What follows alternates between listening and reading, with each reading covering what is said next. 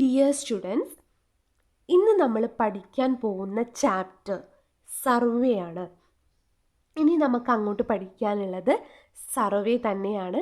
അതിൽ തന്നെ chain survey, compass survey, plain table survey, theodolite survey, contouring, അങ്ങനെ detail ആയിട്ട് സർവേയുടെ ഓരോ ചാപ്റ്ററും നമുക്ക് പഠിക്കാനുണ്ട്. ഓക്കെ, അപ്പോൾ നമുക്ക് ആദ്യം എന്താണ് സർവേ എന്നറിഞ്ഞിരിക്കണം. So what is survey? സർവേയുടെ ഡെഫിനിഷൻ നിങ്ങൾക്ക് ബൈ ഹാർട്ടായിട്ട് അറിഞ്ഞിരിക്കണം. എന്താണ്? It is an art. It is an art of studying relative position of point above or below the surface of earth. എന്താ പറഞ്ഞിട്ടുള്ളത്?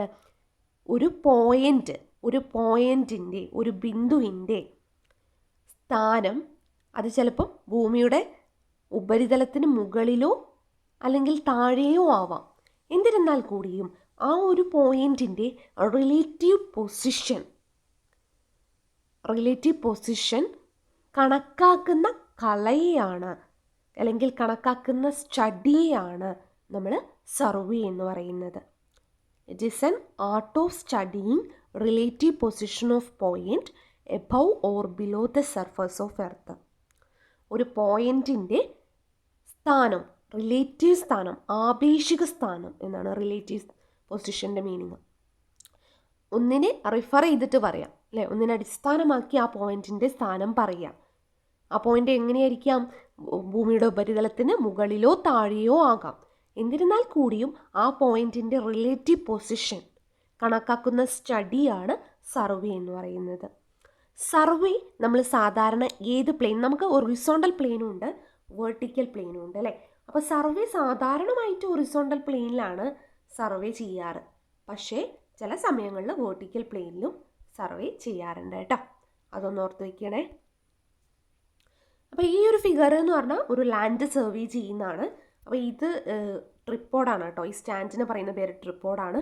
അതിൻ്റെ മുകളിലുള്ള ഇൻസ്ട്രുമെൻ്റ് ആണ് ലെവലിംഗ് ഇൻസ്ട്രുമെൻ്റ് ആണ്. കാരണം വ്യക്തമാവുന്നില്ല, ലെവലിംഗ് ഇൻസ്ട്രുമെൻ്റ് തന്നെയാണെന്ന് തോന്നുന്നു. ഓക്കെ, ഇനി നമ്മുടെ എങ്ങനെയാണ് ഒരു സർവേ സ്റ്റാർട്ട് ചെയ്തിട്ടുള്ളത്? ഈജിപ്തിൽ 1400 BC ആദ്യമായി എന്ത് ചെയ്തിട്ടുള്ളത്? ലാൻഡ് സർവേ നടത്തിയിട്ടുള്ളത്. ഒരു ടോംബിൻ്റെ ലാൻഡ് സർവേ ആയിരുന്നു അത്. അതിനുശേഷം വളരെ വളരെ എഫക്റ്റീവായിട്ട് അല്ലെങ്കിൽ വളരെ പ്രൊഫഷണലി നമ്മുടെ സർവേ നടത്തിയിട്ടുള്ളത് റോമൻസ് ആണ്. ഓക്കെ, അപ്പം ഈ ഈജിപ്തുകാർ ഈ വുഡൻ്റെ റോഡുകളും കയറുകളൊക്കെ വെച്ചായിരുന്നു ലാൻഡ് സർവേ നടത്തിയിട്ടുള്ളത്. പക്ഷെ കുറച്ചുകൂടെ പ്രൊഫഷണലായിട്ട് സർവേ നടത്തിയിട്ടുള്ളത് ആരാണ്? സ്റ്റാൻഡേർഡ് ടൂൾസൊക്കെ ഉപയോഗിച്ച് സർവേ നടത്തിയിട്ടുള്ളത് റോമൻസ് ആണ്. റോമൻസ് തന്നെയാണ് സർവേയുടെ പ്രൊഫഷണലും അതേപോലെ തന്നെ റോഡ് നിർമ്മാണത്തിൻ്റെ പ്രൊഫഷണലും ആരാണ്? റോമൻസ് ആണ്. അടുത്തത് വളരെ important, very very important, star ഇട്ട് ചെയ്തോളൂ. ഇതില്ലാത്തൊരു ക്വസ്റ്റ്യൻ ഉണ്ടാവില്ല. എല്ലാ കോമ്പറ്റേറ്റീവ് എക്സാമിലും ഉണ്ടായിരിക്കും. PSCയിലാണെങ്കിലും നിങ്ങളുടെ എക്സാമിലാണെങ്കിലും. എന്താണ്? What is the principle of survey? എന്താണ് സർവേയുടെ പ്രിൻസിപ്പിൾ? ആദ്യത്തെ principle, to work from whole to part. എങ്ങനെയാണ് വർക്ക് ചെയ്യുന്നത്? വോൾ ടു പാർട്ടാണ്. അതായത് ഇപ്പോൾ ഒരു സർവേ, ഇതൊരു ലാൻഡാണെന്ന് വിചാരിക്കുക.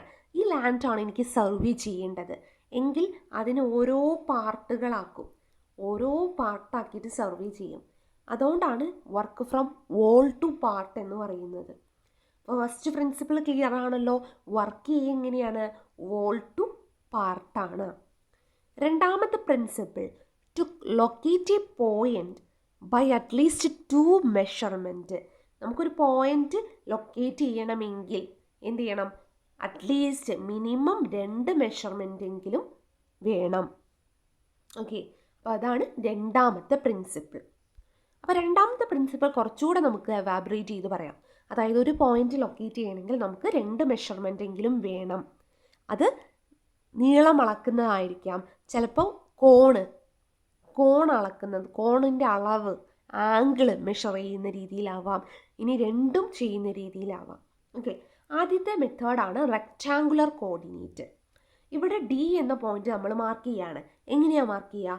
ഇവിടെ നിന്ന് ഇങ്ങോട്ടുള്ള ഡി എന്ന ഡിസ്റ്റൻസ് എടുക്കും, ഇവിടെ നിന്ന് ഇങ്ങോട്ടുള്ള ഡിസ്റ്റൻസ് എടുക്കും. ഓക്കെ, അങ്ങനെ നമ്മളൊരു പോയിന്റ് മാർക്ക് ചെയ്യും. പിന്നെ അതേപോലെ തന്നെ ഈ ഒരു പോയിന്റ് മാർക്ക് ചെയ്യാൻ ഈ ഒരു ഡിസ്റ്റൻസും എടുക്കാറുണ്ട്. അതാണ് റെക്റ്റാങ്കുലർ കോർഡിനേറ്റ് എന്ന മെത്തേഡ്. ഇവിടെ അളക്കുകയാണ് അല്ലേ ചെയ്യുന്നത്. അടുത്തത് ട്രൈലാറ്റേറിയൻ മെത്തേഡ്, വളരെ ഇമ്പോർട്ടൻറ്റ് മെത്തേഡാണ്. ഇത് എവിടെയാണ് യൂസ് ചെയ്യുന്നത്? ഈ ഒരു മെത്തേഡ് നമ്മുടെ ചെയിൻ സർവേയിലാണ് ഈ ഒരു പ്രിൻസിപ്പിൾ യൂസ് ചെയ്യുന്നത്. ട്രൈലാറ്റേറിയൻ. ഇവിടെ എന്താ ചെയ്യുന്നത്? ഈ ഒരു ഡിസ്റ്റൻസുമാണ് മെഷർ ചെയ്യുന്നത്. അടുത്തത് പോളാർ കോർഡിനേറ്റ് ആണ്. ഇപ്പോൾ പോളാർ കോർഡിനേറ്റ് എന്ന് പറഞ്ഞാൽ എന്താ? ഇവിടെ ഒരു പോയിന്റിനെ അടിസ്ഥാനമാക്കി കോൺ അളക്കുന്നുണ്ട്, പിന്നെ ഒരു ഡിസ്റ്റൻസും മെഷർ ചെയ്യുന്നുണ്ട്. ഇവിടെ BAD എന്ന കോണ് മെഷർ ചെയ്യും. എന്തിനടിസ്ഥാനമാക്കി? B എന്ന പോയിന്റിനെ അടിസ്ഥാനമാക്കി, പിന്നെ AD എന്നുള്ള നീളവും എടുക്കുന്നുണ്ട്. ഓക്കെ. പിന്നെ രണ്ടാമത്തത് നമ്മൾ DAB എന്ന കോണാണ്. അത് Aനെ അടിസ്ഥാനമാക്കിയാണ്. എടുക്കുന്ന ഡിസ്റ്റൻസ് AD ആണ്. BD ആണ് എടുക്കുന്ന ഡിസ്റ്റൻസ്. BD അതിന് ഓപ്പോസിറ്റുള്ള ഡിസ്റ്റൻസുമാണ് എടുക്കുന്നത്. അപ്പോൾ ഇത് എവിടെയാണ് യൂസ് ചെയ്യുന്നത്? This method is used when it is not possible to measure the distance to the point from the point of reference at which angle is measured. അതായത് ഒരു പോയിന്റിലേക്കുള്ള നീളം നമുക്ക് അളക്കാൻ കഴിയുന്നില്ല, പക്ഷെ ആ പോയിന്റ് അടിസ്ഥാനമാക്കിയാണ് കോൺ എടുത്തിട്ടുള്ളത് എങ്കിൽ അങ്ങനത്തെ സാഹചര്യങ്ങളിലാണ് പോളാർ കോർഡിനേറ്റ് എന്ന മെത്തേഡ് യൂസ് ചെയ്യുന്നത്. ഓക്കെ. അടുത്തത് ട്രയാങ്കുലേഷൻ. ഇത് എവിടെയാണ് യൂസ് ചെയ്യുന്നത് നോക്കൂ, അതാണ് ഇമ്പോർട്ടൻറ്റ്. ട്രാവേഴ്സ് സർവേയിലാണ് ട്രയാങ്കുലേഷൻ എന്ന മെത്തേഡ് നമ്മൾ യൂസ് ചെയ്യുന്നത്. ഇവിടെ ആംഗിള് BADയും ABDയും മെഷർ ചെയ്യുന്നുണ്ട് കേട്ടോ. അതാണ് ട്രാവേഴ്സ് സർവേ, ട്രയാങ്കുലേഷൻ. അടുത്തത് ഇൻ്റർസെക്ഷൻ മെത്തേഡാണ്. രണ്ട് ലൈനുകൾ ഇൻ്റർസെക്റ്റ് ചെയ്യുന്നതിനെ അടിസ്ഥാനമാക്കി നമ്മൾ മെഷർമെൻ്റ് എടുക്കുകയാണെങ്കിൽ അതാണ് ഇൻ്റർസെക്ഷൻ മെത്തേഡ് എന്ന് പറയുന്നത്. ഓക്കെ. അപ്പോൾ അടുത്തത് നമുക്ക് എന്താണ്, വളരെ സർവേയുടെ ഫസ്റ്റ് ഇമ്പോർട്ടൻ്റ് ആയിട്ടുള്ള ക്ലാസിഫിക്കേഷനാണ്. അപ്പോൾ ഇത് എന്തിനടിസ്ഥാനമാക്കിയുള്ള ക്ലാസിഫിക്കേഷനാണ്? അക്യുറൻസിയെ അടിസ്ഥാനമാക്കിയിട്ടുള്ള ക്ലാസിഫിക്കേഷനാണ് ഈ ഒരു ക്ലാസിഫിക്കേഷൻ. അപ്പോൾ രണ്ടായിട്ടാണ് തരംതിരിച്ചിട്ടുള്ളത്. പ്ലെയിൻ സർവേ, അതേപോലെ തന്നെ ജിയോഡറ്റിക്കൽ സർവേ. വളരെ ഇമ്പോർട്ടൻ്റ് ആണ് കേട്ടോ, ഇതും സ്റ്റാർ ഇട്ട് പഠിക്കേണ്ടതാണ്. രണ്ട് ടൈപ്പ് സർവേ ആണ് ഉള്ളത്, പ്ലെയിൻ സർവേയും ജിയോഡറ്റിക്കൽ സർവേയും. എന്താണ് പ്ലെയിൻ സർവേ? ഇവിടെ എർത്തിൻ്റെ സർഫസ് പ്ലെയിൻ ആയിട്ടാണ് കൺസിഡർ ചെയ്യുന്നത്. ഓക്കെ. ഇവിടെ എർത്തിൻ്റെ സർഫസ് എന്തായിട്ടാണ് കൺസിഡർ ചെയ്യുന്നത്? പ്ലെയിൻ ആയിട്ടാണ് കൺസിഡർ ചെയ്യുന്നത്. നമുക്കറിയാം ഭൂമിക്ക് ഒരു കർവേച്ചർ ഷേപ്പാണുള്ളത് അല്ലേ? അപ്പോൾ അത് ഇവിടെ കൺസിഡർ ചെയ്യുന്നില്ല. ഇവിടെ പ്ലെയിൻ ആയിട്ടാണ് എല്ലാ ഭാഗവും കൺസിഡർ ചെയ്യുന്നത്. ഇനിയിപ്പം നമ്മൾ ഇവിടെയുള്ള രണ്ട് സ്റ്റേഷനുകൾ, ഇതിൻ്റെ മുകളിലുള്ള രണ്ട് സ്റ്റേഷനുകൾ ജോയിൻ ചെയ്ത് വരച്ചാൽ അതൊരു സ്ട്രെയിറ്റ് ലൈൻ ആയിരിക്കും. ഓക്കെ, സ്ട്രെയിറ്റ് ലൈൻ ആയിരിക്കും. പിന്നെ മാത്രമല്ല ഇവിടെ ഇപ്പോൾ നമ്മൾ ട്രയാങ്കിൾ ആയിട്ടാണ് സർവേ നടത്താറെന്ന് പറഞ്ഞു അല്ലേ, കുറേ ആംഗിൾസ്. അപ്പോൾ ഈ ട്രയാങ്കിൾ എപ്പോഴും ഒരു പ്ലെയിൻ ട്രയാങ്കിൾ ആയിരിക്കും. ഓക്കെ, അതാണ് അടുത്തത്. പിന്നെ ഇതിലുള്ള ആംഗിളൊക്കെ, ഈ ട്രയാങ്കിളിൻ്റെ ആംഗിളൊക്കെ പ്ലെയിൻ ആംഗിളാണ്. പിന്നെ സാധാരണ നമ്മൾ ഈ സർവേ ക്യാരി ചെയ്യുന്നത്, അതായത് ഇപ്പോൾ സർവേ ചെയ്യണതിൻ്റെ ഏരിയ 200 മീറ്റർ സ്ക്വയർ, 200 കിലോമീറ്റർ സ്ക്വയറിന് താഴെ ആവുമ്പോഴാണ് നമ്മൾ പ്ലെയിൻ സർവേ ചെയ്യാറുള്ളത്. 200 അല്ല, ഇപ്പം അത് അപ്ഡേറ്റ് ചെയ്തിട്ട് 260 ആക്കിയിട്ടുണ്ട്. പക്ഷേ നിങ്ങളുടെ ടെക്സ്റ്റ് ബുക്കിലുള്ളത് തന്നെ എഴുതാം. ഓക്കെ. അപ്പം ഇവിടെ എന്ന് പറഞ്ഞാൽ ഈ ഒരു നമ്മുടെ ഒരു കോമൺ ആയിട്ടുള്ള കോഡും ആർക്കും തമ്മിലുള്ള ഡിസ്റ്റൻസ് 10 സെൻറ്റിമീറ്റർ ആയിരിക്കും. അവിടുത്തെ ഏരിയ 18.2 കിലോമീറ്റർ സ്ക്വയർ ആയിരിക്കും ഉണ്ടാവുക. അതാണ് the difference between length between the arc and subtended കോഡ് on the surface of earth at a distance of 18.2 kilometre only 10 centimetre. Okay, ഓർത്ത് വയ്ക്കുക. അപ്പോൾ എന്തൊക്കെ കാര്യങ്ങളാണ് നമ്മൾ പറഞ്ഞിട്ടുള്ളത്? പ്ലെയിൻ സർവേയിൽ അവിടെ എർത്തിൻ്റെ കർവേച്ചർ കൺസിഡർ ചെയ്യുന്നില്ല, പ്ലെയിൻ ആയിട്ടാണ് കൺസിഡർ ചെയ്യുന്നത്. രണ്ട് സ്റ്റേഷനുകൾ തമ്മിൽ ജോയിൻ ചെയ്യുന്ന വരയ്ക്കുന്ന line that is straight line. Okay. പിന്നെ പറയുന്നത് ട്രയാങ്കിൾ, 3 പോയിന്റുകൾ കണക്ട് ചെയ്യുന്ന ട്രയാങ്കിൾ പ്ലെയിൻ ട്രയാങ്കിൾ ആയിരിക്കും. പിന്നെ അതിലുള്ള ആംഗിൾ പ്ലെയിൻ ആംഗിൾ ആയിരിക്കും. സാധാരണ ഏരിയ 200 കിലോമീറ്റർ സ്ക്വയറിന് താഴെയാകുമ്പോഴാണ് നമ്മൾ എന്ത് ചെയ്യുന്നത്, ഈ ഒരു മെത്തേഡ് പ്ലെയിൻ സർവേ നടത്തുന്നത്. ഇനിയിപ്പോൾ 200 km² കൂടുതലാണ് ഏരിയ വരുന്നതെങ്കിൽ നമ്മൾ ജിയോ ടെക്നിക്കൽ സർവേ ആണ് യൂസ് ചെയ്യുന്നത്. ഇതിനെ ട്രയാങ്കുലേഷൻ സർവേ എന്നും പറയാറുണ്ട്. ഓക്കെ, ജിയോഡറ്റിക്കൽ സർവേ ഇവിടെ എർത്തിൻ്റെ കർവേച്ചർ കൺസിഡർ ചെയ്യുന്നുണ്ട്. കണ്ടോ, ഇവിടെ പ്ലെയിൻ ആണെങ്കിൽ ഇവിടെ കർവേച്ചർ കൺസിഡർ ചെയ്യുന്നുണ്ട്. അപ്പോൾ ഇവിടെ എന്ന് പറഞ്ഞാൽ 2 സ്റ്റേഷനുകൾ തമ്മിൽ കണക്ട് ചെയ്ത് വരയ്ക്കുന്ന ലൈന് ഒരു കർവ്ഡ് ലൈനായിരിക്കും. ഇവിടെ സ്ട്രെയിറ്റ് ലൈൻ ആണെങ്കിൽ ഇവിടെ കർവ്ഡ് ലൈനാണ്. ഏതിൽ? ജിയോഡറ്റിക്കൽ കർവ്ഡ് ലൈനാണ്. പിന്നെ ഒരു ആംഗിള് 3 പോയിന്റുകൾ കണക്ട് ചെയ്യുന്ന ആംഗിള് സ്പെറിക്കൽ ആംഗിൾ ആയിരിക്കും. ഓക്കെ, പ്ലെയിൻ ആംഗിൾ അല്ല, സ്പെറിക്കൽ ആംഗിൾ ആയിരിക്കും. ഓക്കെ, അത്രയും കാര്യങ്ങൾ ഓർത്തു വയ്ക്കുക. നമ്മുടെ വളരെ ഇമ്പോർട്ടൻ്റ് ആണ് ഈ 2 കാര്യങ്ങളും കേട്ടോ.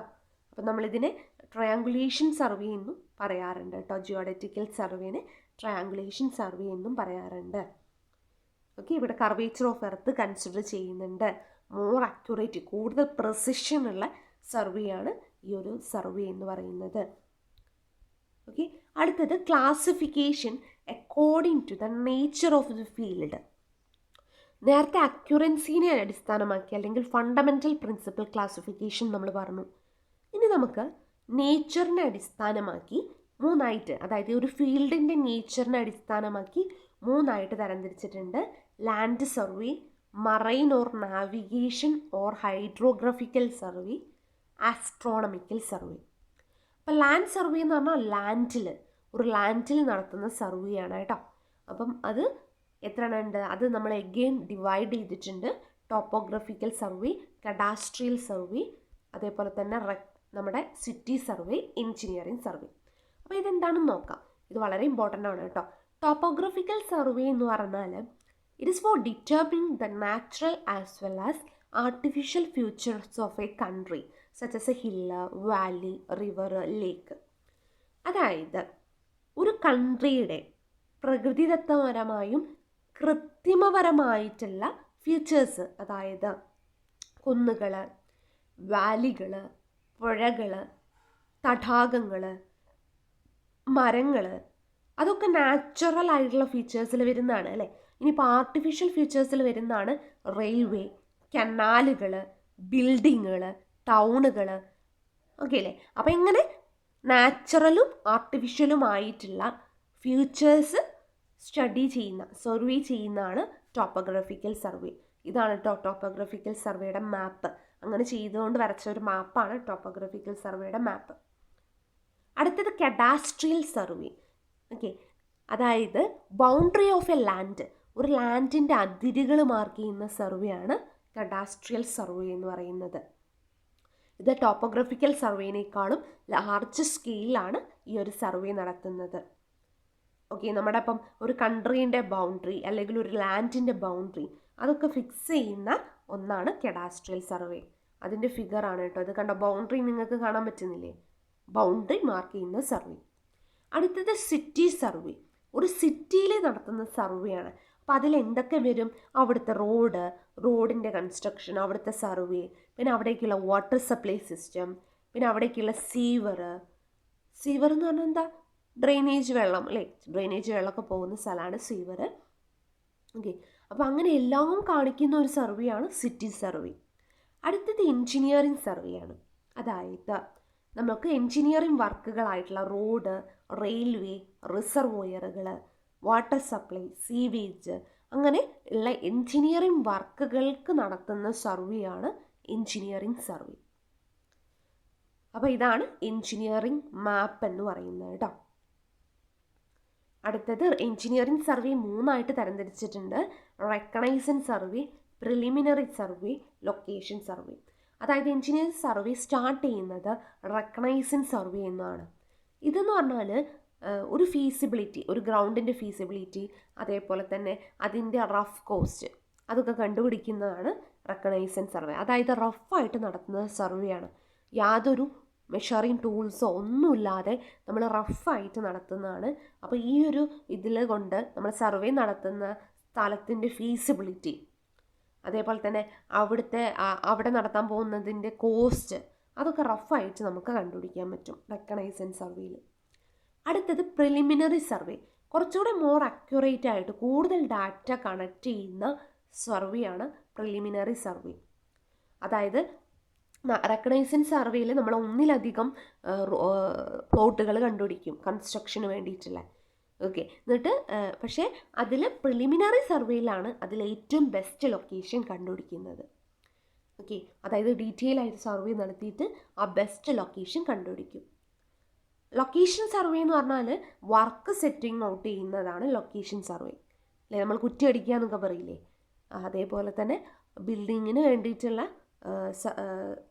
വർക്ക് സെറ്റിംഗ് ഔട്ട് ചെയ്യുന്നതിൻ്റെ സർവേയാണ് ലൊക്കേഷൻ സർവേ. വളരെ ഇമ്പോർട്ടൻ്റ് ആണ്, ഓർത്ത് വയ്ക്കണം. ഓക്കെ, ഇനി നമ്മൾ പറഞ്ഞു 3 സർവേ ആണ്. ലാൻഡ് സർവേ ഉണ്ട്, അതേപോലെ തന്നെ എന്ത് സർവേ ഉണ്ട്, മറൈൻ സർവേ ഉണ്ട്, ആസ്ട്രോണമിക്കൽ സർവേ ഉണ്ട് എന്ന് പറഞ്ഞു. അതിൽ ലാൻഡ് സർവേ നമ്മൾ കംപ്ലീറ്റ് ആയിട്ട് പറഞ്ഞു. ഇനി എന്താണ് മറൈൻ സർവേ, അതേപോലെ തന്നെ ആസ്ട്രോണമിക്കൽ സർവേ എന്ന് നമുക്ക് നോക്കാം. മറൈൻ സർവേ എന്ന് പറഞ്ഞാൽ നമ്മളെ കടൽ, അല്ലേ, അവിടെ നടത്തുന്ന സർവേ, അതായത് ലാർജ് വാട്ടർ ബോഡിയിൽ നടത്തുന്ന സർവേ. ഓക്കെ, അതായത് അവിടെ ഹാർബർ വർക്കുകൾ ഉണ്ടാവും, അല്ലേ, പിന്നെ അതേപോലെ തന്നെ സീ ലെവലിൻ്റെ ടൈഡ്, അതായത് തിരമാലകളുടെ ഹൈറ്റ്, ആ കാര്യങ്ങളൊക്കെ മെഷർ ചെയ്യാം. പിന്നെ അതേപോലെ തന്നെ നാവിഗേഷൻ, അതേപോലെ തന്നെ അങ്ങനെ ഡീറ്റെയിൽ ആയിട്ട് നടത്തുന്ന സർവേയാണ് ഹൈഡ്രോഗ്രാഫിക്കൽ സർവേ, അല്ലെങ്കിൽ മറൈൻ സർവേ, അല്ലെങ്കിൽ നാവിഗേഷൻ സർവേ.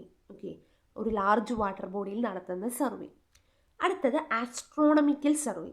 അതായത് അതിൻ്റെ ഡെഫിനിഷൻ ഒന്ന് നോക്കിക്കോളാം. It is A survey which carried out for determining absolute location of different place on the earth's surface and to the direction of any line by making observation to heavenly body. അതായത് ഒരു പോയിന്റിൻ്റെ absolute location determine ചെയ്യുക. എങ്ങനെയാണ് ഒരു പോയിന്റിൻ്റെ? By measurement from heavenly body. Heavenly ബോഡിയിൽ നിന്നുള്ള measurement എടുത്തിട്ട് ഒരു പോയിന്റിൻ്റെ അക്യുറേറ്റ് പൊസിഷൻ കണക്കാക്കുന്നതിനെയാണ് ആസ്ട്രോണമിക്കൽ സർവേ എന്ന് പറയുന്നത്. ഓക്കെ, ഇത്രയാണ് നമുക്ക് പറയാനുള്ളത്. ബാക്കി ഭാഗം നെക്സ്റ്റ് വീഡിയോയിൽ ചെയ്യാം. Okay, thank you.